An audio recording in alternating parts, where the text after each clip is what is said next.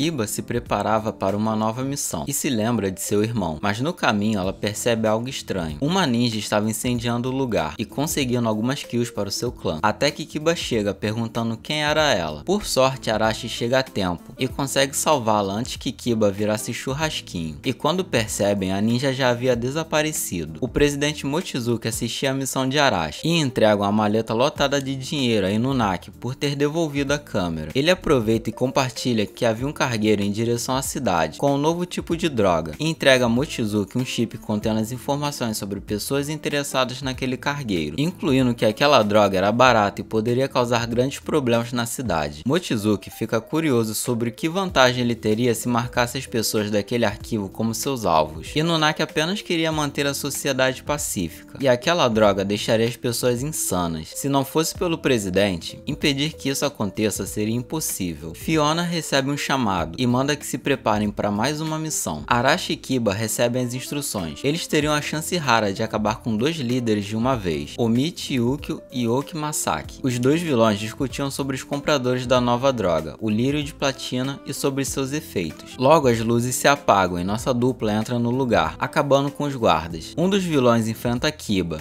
conseguindo fazer um corte em sua roupa, mas ela consegue revidar, quebrando o braço do vilão, enquanto o outro estava na mira de Arashi, e ambos conseguem executar seus alvos. Eles são surpreendidos com uma explosão. Kiba se depara com a ninja da noite anterior, mas como ela não era um alvo, Kiba não ataca. Porém, a ninja estava prestes a disparar quando é surpreendida pela idol explosiva. Quando Arashi chega, ela salta pela janela. O presidente Mochizuki precisava de mais informações sobre a ninja e manda que o trio hospitalar descubra mais informações sobre ela, para que pudesse marcá-la como um tarja preta. Na escola, Kiba presencia uma confusão e ao se aproximar, as garotas se afastam da aluna transferida. A novata se apresenta como Hisaki Kaji e agradece pela ajuda. Em outro lugar, alguns usuários pegaram emprestado sem pedir um pouco do lírio de platina para fazer aquelas coisas sobre o efeito da droga. Durante a noite, Kiba nota que muitos incêndios têm acontecido pela cidade e quase atropela um gato. Por sorte, ele foi salvo rapidamente por outra pessoa. Quando ela nota, era a aluna transferida. Kiba se desculpa e Shikaji pergunta por que ela usava aquele tipo de moto, sendo uma garota de família rica. Ela conta que a moto pertencia ao seu irmão. Eles sofreram um acidente e foram conhecer Jesus mais cedo, mas graças ao doutor, ela estava viva. Shikaji admite que Kiba era muito sincera e que tinha um cheiro selvagem, se aproximando mais da garota. Shikaji fala que elas são pessoas fortes. Ambas perderam alguém muito importante em suas vidas e começa a tirar a roupa na frente dela, deixando Kiba sem graça, mas ela estava apenas mostrando suas cicatrizes de queimadura. Ela pede que Kiba ponha a mão, mostrando que as marcas ainda queimavam, e isso era uma maldição. Seus pais foram de base no ataque na convenção médica, queimados até virar carvão. Ela e sua irmã foram acolhidas por outra família, mas nunca se sentiam bem, até que conheceram um doutor que as acolheu. Mas um dia, enquanto voltava para casa, ela estava em chamas. Shikaji escutou a voz de sua irmã, mas infelizmente ela não conseguiu salvá-la, e aquelas queimaduras eram as lembranças daquele dia. Kiba começa a chorar, dizendo que elas eram iguais. A aluna transferida pede que a chame pelo nome, já que elas eram amigas, e pede que Kiba ensine algo e vai pra cima dela. Em outro lugar, Hitsugi informa que já era o terceiro interrogado, e ninguém sabia nada sobre a venda da X-25. Yuko diz que deveriam ver os vendedores de armas sem permissão, e pergunta se Hitsugi não estava pegando essas informações à força, como ela sempre faz. Por sorte, algo chama sua atenção, e ela encerra a conversa. Yuko interrompe sua massagem, deixando as massagistas chateadas. Elas mal esperavam a hora de massagear a parte da frente e pegar naqueles enormes melões, mas infelizmente para elas a doutora tinha que ver um paciente. Hitsugi estava atrás de um ex-membro, Inunaki Shinichiro. Enquanto o detetive Tatara estava em um ponto de encontro, ele percebe alguém que nunca tinha visto por ali, além de ver que ele estava sendo seguido por outra pessoa encapuzada. Hitsugi entra no prédio atrás de Inunaki, já que ele sabia demais sobre a nova droga, e acaba entrando em uma das salas cheias de capanga. Ela finge estar perdida e se desculpa por entrar, mas é atingida pelas costas. Ela se levanta endemoniada e identifica dois alvos, Oki e Hiroshi, um vendedor de armas sem permissão que fez um cliente e 3 inocentes conhecerem Jesus mais cedo, e Suzuhara Tomoharu, outro vendedor de armas sem permissão que mandou a própria esposa de base depois da separação. Quando um dos capangas pega no ombro de Hitsugi, ele é arremessado no teto. Outros dois são esmagados contra a parede, e o quarto tem sua arma quebrada no tapa, e Hitsugi usa ele para abrir um buraco na parede. A garota realmente estava endemoniada. Inunaki aparece elogiando sua força, mas diz que Miki precisava ensiná-la a seguir as pessoas. O detetive Tatara escuta um barulho de tiro e decide entrar no prédio, mas logo ele e Suzui ficam presos entre os armários, derrubados por Inunaki. Hitsugi desvive um dos capangas e encurrala o vendedor de armas sem permissão, perguntando se ele sabe sobre a X-25. Ele conta que foi um bom negócio, mas quando ele informar quem era o comprador, ele é desvivido. Hitsugi retira a flecha da cabeça dele e quando o atirador faz outro disparo, ela arremessa a flecha com a mão, porque ela é muito based para usar uma arma, e destrói o projétil inimigo. Por pouco ela não acerta o alvo, que consegue fugir. Em um galpão, aqueles usuários que pegaram um pouco do lírio emprestado sem pedir para fazer coisas, se lamentam por terem usado a droga. Um capanga apressa o vilão que estava lamentando por seu irmão ter ido para outro mundo mais cedo, pois ele era o único que poderia assumir o seu lugar. Mas nunca se apressa o vilão. Ele se irrita e isso acaba fazendo o capanga perder um braço. Ele reclama que ninguém deixa ele lamentar a perda e manda que tragam os celulares dos reféns. Um dos usuários que estava fazendo aquilo vai até uma conhecida. Ela decide levá-lo ao hospital, mas como ele estava sob o efeito do lírio de platina, ele a ataca. Enquanto isso, Kiba e a aluna transferida caminhavam ali perto. Chikage agradece pela ajuda com os estudos, e Kiba diz que se ela queria ajuda era só ter pedido, ao invés de se jogar pra cima dela. Chikage pergunta sobre o que mais ela achou que seria. Ah, não sei né, o que mais podia ser? Ela foi se aproximando, tirando a roupa, o que ela ia imaginar, hein? Isso deixa Kiba envergonhada. Elas ouvem um grito e encontram Yu sendo atacada. Elas fazem um combo de 2 hits derrubando o homem, mas aquilo não foi o bastante. Ele se levanta como um animal e foge. Kiba estranha ele conseguir se levantar depois daquele golpe, e nota que ele deixou o celular. Ao pegá-lo, ela vê a mensagem do vilão, mandando devolver o que pegou emprestado sem pedir, ou mandaria a garota para o outro mundo. Yu reconhece a refém, e diz que seu amigo estava falando algo sobre o grupo Kabuto. Kiba pede que Chikage vá para casa, e ela levaria Yu até o hospital, e o celular até a polícia. E como expressão maligna, Chikage diz que precisava mesmo fazer algo e se despede. Como esse era um assunto do grupo Kabuto, Kiba acredita que a ninja reapareça. Enquanto isso, Chikage acredita que aquela seria a oportunidade perfeita para dar um fim em seus assuntos.